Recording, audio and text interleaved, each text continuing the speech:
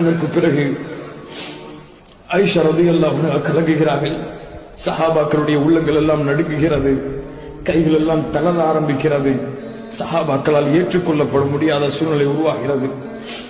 ரசூலுல்லாஹி ஸல்லல்லாஹு அலைஹி வஸல்லம் மரண செய்தியை பார்த்து ஃபாத்திமா கதறி அழுகிறார்கள். என் தந்தையே சென்று விட்டீர்களே, தந்தையே சென்று விட்டீர்களே. ஆயிஷா ரலியல்லாஹு அன்ஹா சஹாபாக்களை பார்த்து சொன்னார்கள், உங்கள் தோழரை நீங்கள் கைவிட்டு விட்டீர்களே, தோழரை கைவிட்டு விட்டீர்களே. எப்படி தாங்க முடியும் அந்த இழப்பை தோழர்களால்?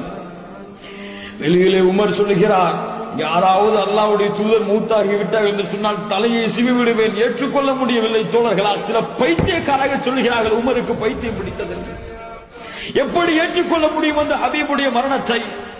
ஹபீபை பார்க்காமல் அந்த தோழர்களுடைய நாட்கள் கழியாது, ஹபீபுடைய முகத்தை பார்க்காமல் அந்த தோழர்களுடைய விடியல் இருக்காது. சஹாபாக்கள் கலங்கி கலங்கி அப்படியே மயக்கம் போடுகிறார்கள், ஏற்றுக்கொள்ள முடியவில்லை உள்ளத்திற்கு. சுப்ஹானல்லாஹ். Download ShareChat.